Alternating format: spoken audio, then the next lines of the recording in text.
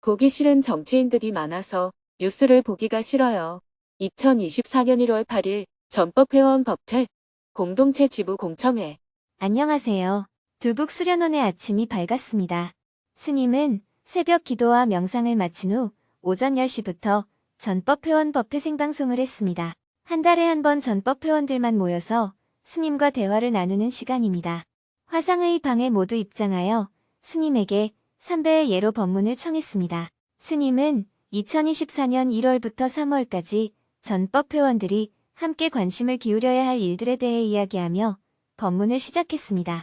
2024년 새해 들어서 첫 전법회원 법회가 되겠습니다. 이미 지난주 시무식에서 2024년을 맞이하는 새해 마음가짐에 대해서는 충분히 말씀을 드렸던 것 같습니다. 오늘은 2024년 1월, 2월, 3월에 우리들이 해야 할 일에 대해 소개하면서 여러분들이 조금 더 관심을 가졌으면 좋겠다는 부탁 말씀을 드리고 싶습니다. 저는 다음 주 수행법회를 마치고 곧바로 공항으로 가서 인도 성지순례를 하게 됩니다. 인도 성지순례가 끝나면 델리에서 교민들을 위해 법회를 한 후 부탄으로 갑니다. 부탄 왕실과 협의해서 지속 가능한 개발 프로젝트를 시작하려고 하는데 어느 주를 선정할지 답사를 할 예정입니다. 가장 규모가 작은 주, 가장 가난한 주, 가장 갈등이 높은 주, 이런 식으로 어떤 특색을 갖고 있는 주를 자세하게 답사를 해보려고 해요. 답사를 마치고 나서 어떤 곳이 지속 가능한 개발을 하기에 적당하고 또 투자 대비 주민들의 행복도를 가장 높일 수 있는 지역은 어디인지 부탄 정부와 의논해 볼 계획입니다. 요즘 우리 사회에는 방콕하는 청년들이 많아지고 있다고 하고 청년들이 여러 가지 정신적인 어려움이 크다고 해요. 그래서 새해에는 청년들이 조금 더 기운을 내도록 하는 일을 정포회가 한번 해보면 좋겠습니다. 청년들에게 부처님의 가르침을 만날 수 있는 기회도 많이 제공하고요. 문턱이 높다면 문턱을 낮춰서라도 청년들이 쉽게 참가할 수 있는 프로그램을 마련해보면 좋겠다는 부탁 말씀을 드립니다. 이어서 정토회 활동과 불교대학 운영에 대해 다양한 주제로 질문을 받았습니다. 사전에 2명이 질문을 신청하여 스님과 대화를 나눈 후 현장에서 즉석 질문을 받아서 대화를 이어갔습니다. 4명이 손들기 버튼을 누르고 스님과 대화를 나눈 후 생방송을 마쳤습니다. 오후 1시 30분부터는 정토회 기획위원회 회의에 참석해서 앞으로 여러 계획들에 대한 의견을 청취했습니다. 오후 4시부터는 공동체 지부, 공청회에 온라인으로 참석했습니다. 필리핀 JTS에서 6년 이상 활동을 한 후 부서를 이동하기 위해 한국에 귀국한 2명의 활동가들의 소감을 들어본 후 지난 한 해를 돌아보며 몇몇 사람들의 소감을 들어보았습니다. 이어서 스님의 하루에 나온 글에서 퀴즈를 내어 함께 맞춰보는 시간을 재미있게 가졌습니다. 즐거운 시간을 가진 후 다 함께 스님에게 3배의 예로 법문을 청했습니다. 스님은 지난 한 해 동안 각 부서에서 열심히 활동해온 활동가들을 격려한 후 공동체 생활과 관련하여 궁금한 점에 대해 질문을 받았습니다. 여러 명이 공동체 생활에 대해 질문을 했는데요. 그중 한 명은 공동체 생활에서 수면 시간을 늘리는 문제에 대해 질문을 했습니다.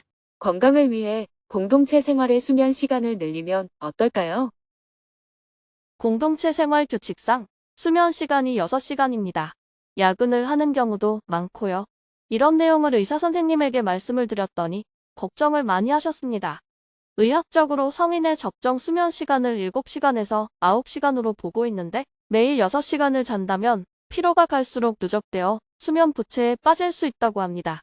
수면 부채는 빚이 생기면 계속 쌓이듯이 수면 부족도 누적되어 집중력 저하, 기억력 저하, 반응 속도 저하, 면역 기능 저하, 과식, 무기력증의 직접적인 원인이 되고 장기적으로는 뇌혈관 질환, 당뇨, 고혈압, 치매도 유발할 수 있다고 해요. 그래서 공동체 구성원들의 건강을 위해서는 수면 시간을 확보할 필요가 있다고 길게 설명해 주셨어요. 공동체 구성원들의 건강 악화를 예방하고 이로 인해 발생하는 손실을 줄이기 위해서 취침 시간이나 기상 시간을 조정해 볼 수 있을까요? 부처님이 의사에게 진찰을 받고 치유를 받는다면 의사가 부처님의 건강 상태를 어떻게 평가할까요? 의사의 의학적 지식에 기초한 진단이 보편적인 것 같지만 베트남 의사가 베트남 사람을 진단하는 기준과 인도 의사가 인도 사람을 진단하는 기준과 미국 의사가 미국 사람을 진단하는 기준은 조금씩 다릅니다. 의사로부터 수면 부족으로 인해 건강이 나빠질 수 있다는 진단을 받았다면 그 사람은 일찍 자야 된다고 생각합니다. 가령 정신과 약을 복용 중인 사람은 잠이 많아집니다. 이 경우는 게을러서 잠이 많은 게 아니라 약을 복용해서 생긴 현상이기 때문에 공동체 전체 대중에게 양해를 구한 후 일찍 자는 것이 맞습니다. 공동체에서도 이런 환자는 일찍 자는 것을 허용해 주어야 해요. 낮에도 약을 먹어서 졸리면 업무 시간이지만 1시간이라도 잘 수 있게 양해를 해 주어야 합니다. 질문자처럼 수면 부족으로 건강이 나빠질 수 있다는 진단을 받았다면 공동체 대중에게 일찍 자는 것을 허용해 달라고 요청해야 해요. 어느 정도의 수면 시간이 필요하느냐는 사람에 따라 다르고 또 스트레스에 비례합니다. 스트레스를 많이 받으면 잠을 많이 자야 됩니다. 스트레스를 적게 받으면 잠을 덜 자게 됩니다. 선원에서 스님들이 안거를 할 때는 하루 종일 참선을 해도 3시간 내지 4시간밖에 자지 않습니다. 여러분도 명상 수련을 해봐서 알잖아요. 명상 수련을 할 때는 하루에 3시간 내지 4시간만 자도 아무 문제가 없습니다. 밤에 아무리 누워 있어도 잠이 안 옵니다. 물론 육체 노동을 많이 하는 사람은 수면 시간이 좀 더 필요한 게 맞습니다. 그러나 의사가 질문자에게 말한 내용은 공동체의 이런 상황을 전혀 고려하지 않은 일반론적인 의견일 수 있어요. 일반인을 기준으로 말한다면 수면 시간이 충분해야 건강에 좋다는 것이 당연한 얘기인 거죠. 그런데 우리는 수행자를 지향하는 공동체 생활을 하고 있지 않습니까? 잠을 늘어지게 자면서 생활하는 것이 과연 수행자의 생활이라고 할 수 있을까요? 2600여 년 전부터 지금까지 식욕, 수면욕, 색욕, 세 가지는 수행에 방해되는 것으로 전해져 내려오고 있습니다. 수많은 수행자들이 과식하면 수행에 방해가 된다. 잠을 늘어지게 자면 수행에 방해가 된다. 성적인 에너지를 많이 쓰면 수행에 방해가 된다 하는 지침을 갖고 여기에 빠지지 않도록 정진하면서 살아왔어요. 수행자들이 이것 때문에 건강에 문제가 된 적은 없었습니다. 의사의 소견만을 듣거나 사회학자의 의견만을 듣거나 영양사의 의견만을 듣는다면 수행을 할 필요가 없지요. 그럴 바에야 그냥 세상으로 나가서 살면 되지. 무엇 때문에 수행 공동체에 들어와서 생활을 하는지 한번 돌아봐야 합니다. 여러분 모두가 점점 늙어가기 때문에 환자가 발생할 수밖에 없어요. 그래서 이제는 정토회 안에 요양시설을 마련해야 합니다.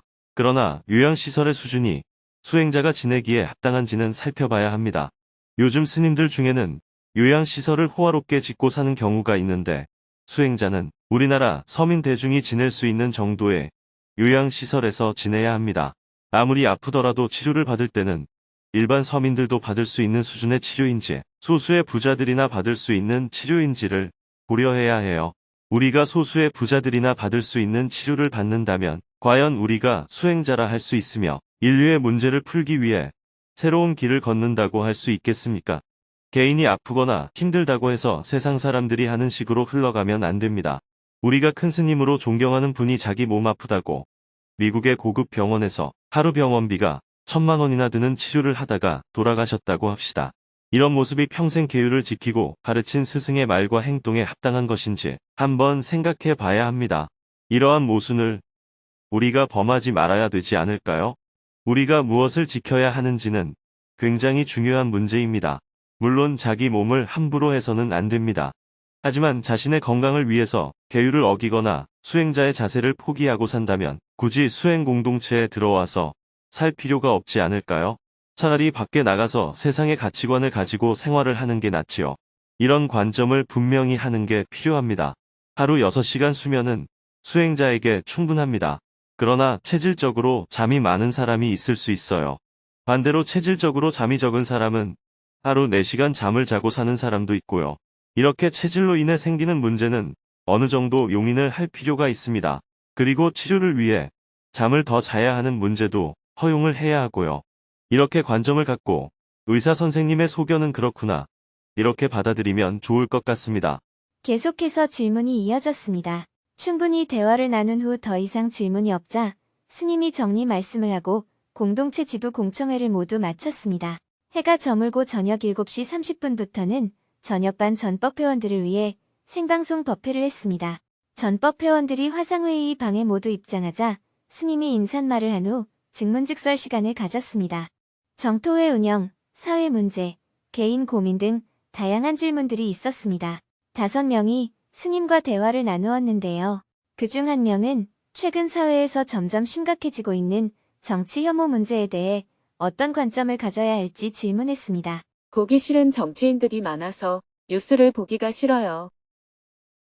요즘 보기 싫은 관료나 정치인들이 많아서 TV 뉴스나 SNS를 점점 더 안 보게 됩니다.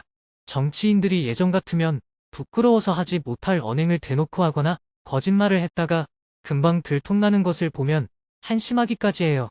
최근에는 야당 당대표 테러 사건까지 있었는데요. 범인은 정치 혐오에 대한 글을 남겼다고도 합니다. 머리로는 국민이 정치에 무관심할수록 정세가 더 나빠진다는 것을 알지만 그런 꼴을 보기 싫은 마음이 더 큽니다. 어떻게 하면 좋을까요? 그런 심정은 충분히 이해가 됩니다. TV나 라디오를 틀어보면 긍정적이지 않은 뉴스들이 매일 나오죠. 그러다 보니 국민들이 뉴스보다 오히려 예능이나 다른 프로그램을 더 많이 보는 경향이 이해는 됩니다만 자꾸 정치를 외면하면 결국 정치가 소수의 극렬한 지지자들에 의해서 좌지우지되기 쉽습니다. 만약 투표율이 50%밖에 안 된다고 합시다. 50%의 사람들은 투표를 아예 하지 않은 거예요. 그러면 투표한 50%의 사람 중 과반수가 겨우 넘는 26에서 27% 정도의 지지를 받고 대통령이 된다든지 국회의원이 된다든지 시장이 된다든지 하는 일이 벌어집니다. 전체 국민의 4분의 1도 안 되는 지지만 받은 사람이 선출되는 거예요. 극단적으로 똘똘 뭉친 소수에 의해서 누군가에게 중요한 정치적 책임이 맡겨질 수도 있는 겁니다. 그렇게 되면 갈수록 더 국가가 위기에 빠지고 사회가 혼란스러워질 수도 있습니다. 사람들은 더 정치에 무관심해질 것이고 결국 악순환이 될 수밖에 없어요. 우리가 건강한 시민이라면 이 문제를 극복해야 합니다.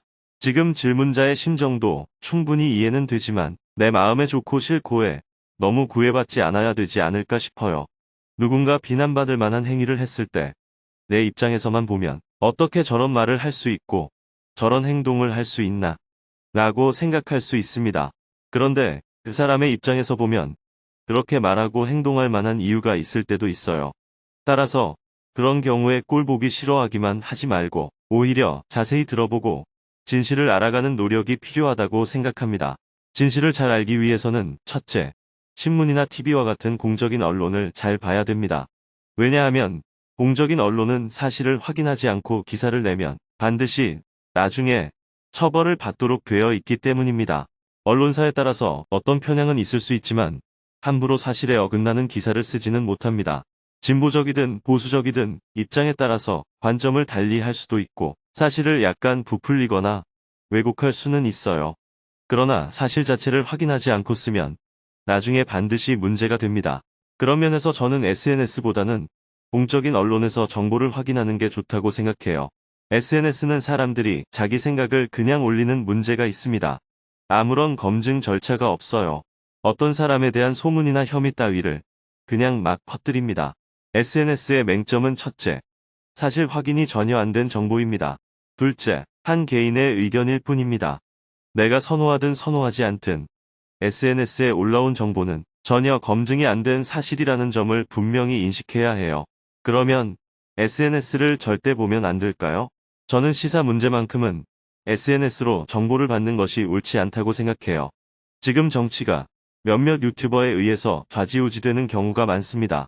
이를 두고 그들은 밤의 황제다, 실질적인 당의 총재다 이런 얘기까지도 합니다. 정당 간 대화는 민주적 절차에 의해서 이루어지고 의사를 결정해야 하잖아요. 몇몇 유튜버에 의해 좌지우지될 일이 아닙니다. 그런데 특정 유튜브를 본 사람과 안 본 사람 간의 견해 차이가 천양지차로 벌어져 더욱 극단으로 치우치고 있어요. 극단으로 치우친 사람들은 당내 또는 한 집단 안에서 합리적이거나 비판적인 얘기를 하는 사람은 바로 비난하고 애도합니다. 여러분들도 만약 유튜브만 보고 얻은 정보로 어떤 주장을 한다면 자신이 극단적으로 치우친 건 아닌지 돌아봐야 해요. 그러면 유튜브는 어떨 때 볼 필요가 있을까요? 공적인 언론은 혐의나 소문만으로 기사를 내놓을 수가 없습니다. 그러다 보니 구체적 내용이 부족합니다. 도대체 무엇 때문에 저렇게 의견 차이가 나지? 이렇게 아무리 들여다봐도 내용 파악이 안 될 때가 있어요. 그럴 때는 유튜브를 좀 볼 필요가 있습니다. 그런데 팟캐스트나 유튜브를 보면 혐의나 소문에 대해 그게 사실인지 아닌지 관계없이 마구 얘기를 하고 있어요. 그럴 때, 아, 저런 내용을 갖고 서로 다투고 있구나 하고 파악하는 용도로만 사용해야 해요. 저 내용이 진실이다. 이렇게 생각하면 안 됩니다. 그런 내용이 사실이라면 재판을 할 필요도 없이 이미 결정이 됐다는 얘기잖아요. 하지만 그것은 단지 혐의 또는 소문에 지나지 않습니다. 그런데도 우리는 검찰이 어떤 혐의를 얘기하거나 기소를 하면 그게 마치 사실인 것처럼 생각해요. 이런 현상 때문에 수사기관의 영향력이 커지는 겁니다. 수사기관은 단지 혐의가 있기 때문에 수사를 시작할 뿐이에요. 법정에서 판사가 여러 정황이나 증거들을 가지고 최종적으로 죄의 유무를 판정해야 합니다. 그것도 대법원에서 3심까지 최종 판결이 나야 비로소 죄가 된다고 말할 수 있습니다. 최종 판결이 나기 전까지는 죄의 가능성이 있다는 것이지 아직 죄가 확정된 게 아니므로 수사받는 사람을 혐오해서는 안 됩니다. 최종 판결이 나기 전까지는 그럴 가능성이 있다 뿐이지 결코 그렇다고 말할 수는 없습니다. 그러니 혐의나 소문만으로 편견을 안 가졌으면 좋겠어요. 국민들이 이런 편견에 쉽게 빠지기 때문에 경찰이나 검찰이 정치 권력과 결탁하면 혐의를 먼저 퍼뜨리는 겁니다. 제대로 된 법의 심판 대신 여론의 심판을 받도록 해서 당사자의 길을 꺾어버리는 거예요. 그런 일이 일어나는 이유는 우리 국민의 의식 수준이 그것밖에 안 되기 때문에 그렇다고 할 수 있습니다. 국민들이 그 어떤 것도 최종 판결이 나기 전까지는 단지 그럴 가능성이 있고 그런 혐의가 있다. 이렇게 상황을 바르게 바라봐야 됩니다. 또 어떤 사람이 대법원의 판결에 따라 집행유예든 실형을 살았다면 본인의 잘못에 대한 대가를 치른 것입니다. 대가를 다 치르고 나면 우리는 그의 과거를 묻지 말아야 합니다. 그렇지만 우리는 그가 자기 죄에 대한 대가를 치렀는데도 불구하고 사회적으로 계속 그를 소외시킵니다. 이것도 편견이에요. 그래서 한번 전과가 생긴 사람은 정상적인 삶으로 돌아오기 어려운 거예요. 사회가 계속 배척하기 때문입니다. 부처님은 사람을 죽인 앙굴리 말라도 교화해서 새 사람이 되게 했습니다. 2600년 전 이야기임에도 불구하고 이 이야기를 들은 사람들은 계속 그럼 죽은 피해자는 억울해서 어떻게 합니까? 라고 묻습니다. 왜냐하면 사람들의 가슴 속에는 늘 복수심이 있기 때문입니다. 오늘날 이스라엘과 가자 지구를 봅시다. 하마스가 먼저 공격을 한 건 잘못입니다. 그런데 이스라엘은 10배도 넘는 사람들을 계속 학살하고 있어요. 내가 나를 괴롭혔기 때문에 내가 이렇게 하는 것은 정당하다고 주장합니다. 피해자라는 이름으로 복수를 정당화해서 피해자가 다시 가해자가 되는 경우가 허다합니다. 먼저 한번 피해를 받으면 피해자는 영원히 피해자고 가해자는 영원히 가해자로 바라봅니다. 죄를 지었다 하더라도 그가 형을 살고 왔으면 끝난 일입니다. 다시 죄를 지으면 또 벌을 받아야 하겠지요. 또 처벌이 부족했다면 다시 판결을 받아야 합니다. 그러나 대가를 치른 사람에게 평생 딱지를 붙여서 과거의 죄를 묻는다면 그는 처음에는 가해자였지만 피해자가 되어버린 사람입니다. 지금도 어떤 정치인에게 혐의가 있다는 이유로 그 사람을 범죄자 취급하고 있습니다. 그와 정치적 대화를 하지 않는 하나의 이유가 되고 있습니다. 수사기관에서 일하는 사람들은 직업상 혐의가 있는 사람에게 저 사람은 죄인이다라는 편견을 가지기 쉬워요. 그러나 우리나라 법은 죄형 법정주의입니다. 사람이 잘못을 저질렀을 때는 법이 정한 만큼 벌을 받아야지 감정적으로 그 사람에게 벌을 주어서는 안 된다는 것입니다. 또 벌을 받았으면 없던 일이 되어야 합니다. 하지만 재발의 위험이 있다면 신원이 공개될 필요가 있습니다. 세상에 알려진 사람들은 행동을 조심하지만 언론에 나지 않는 사람들은 죄가 숨겨질 수 있습니다. 과거에 죄를 지은 사람을 배척해서는 안 되지만 재발의 위험이 있다면 시민들이 알 권리가 있습니다. 어떤 경우에도 감정적으로 편향되는 것은 옳지 않습니다. 그렇기 때문에 공적 언론을 볼 때도 입장이 편중되었다 싶으면 반대쪽 언론도 한번 살펴볼 필요가 있습니다. 중립적으로 보이는 언론을 중심에 놓고 진보적인 관점에서는 어떻게 보는지 또 보수적인 관점에서는 어떻게 보는지 살펴 균형을 잡아가는 자세가 필요합니다. 유튜브로 뉴스를 접하는 건 굉장히 위험하다고 생각해요. 뉴스를 봐도 내용을 잘 모르겠을 때는 유튜브를 참고할 수 있습니다. 진보 쪽 사건이면 보수 유튜브를 좀 보고 보수 쪽 사건이면 진보 유튜브를 좀 보면 됩니다. 그들은 모든 혐의를 다 폭로하기 때문에 아, 이런 이야기가 지금 문제가 되고 있구나. 이 정도로 참고하면 됩니다. 그렇구나 하고 사실로 받아들이면 안 됩니다. 아무것도 검증된 바가 없는 떠도는 소문, 자기 생각, 추리일 뿐입니다. 그러나 유튜브를 보고 저런 문제로 다투고 있구나. 이렇게 짐작할 수는 있어요. 북한에 대한 유튜브를 한번 보세요. 그 말이 사실이라면 북한은 이미 12번도 더 망했고 북한 지도자는 30번도 더 죽었으며 북한 지도자의 여자는 100명도 넘을 겁니다. 그런데도 유튜버들은 자신이 한 말에 아무 책임을 안 집니다. 정정 보도도 없어요. 그냥 조회수와 광고 수익을 위해 사람들 호기심을 사는 내용을 함부로 이야기합니다. 이런 것을 보고 믿는 것은 매우 어리석은 일입니다. 유튜브가 편리한 점도 있지만 부작용도 있어요. 교양 면에서는 유튜브가 참 좋습니다. 하지만 시사, 정치, 이념적인 내용을 볼 때는 정신을 차리고 그냥 저 사람이 그렇게 생각한다. 그런 소문이 들린다. 이 정도로 봐야 해요. 유튜브에서 말하는 내용에 진실의 비중을 두어서는 안 됩니다. 왜냐하면 검증이 안 되었기 때문입니다. 이런 관점을 갖는다면 좀 더 균형 잡힌 시각을 가질 수 있지 않을까 합니다. 그리고 정치인들이 보기 싫다고 외면하지 말고 그럴수록 수행 삼아서 더 자세히 듣고 내용을 잘 살펴보면 좋겠습니다. 그래서 투표할 때나 사람들과 대화할 때 좀 더 중도적이고 올바른 식견을 가진 사람이 되었으면 좋겠습니다. 네. 보기 싫다는 이유로 무관심한 것도 양극단으로 치닫는 것만큼 바람직하지 않다는 것을 알았습니다. 보다 성숙한 시민이 될 수 있도록 해보겠습니다. 계속해서 질문들이 이어졌습니다. 대화를 마치고 나니 밤 9시가 훌쩍 넘었습니다. 내일은 새벽 4시에 두북 수련원을 출발하여 강원도 일대에 문을 닫거나 폐업 위기에 놓인 숙박업소 등을 둘러보고 국민들의 어려움을 살펴본 후 저녁 8시가 넘어서 돌아올 예정입니다.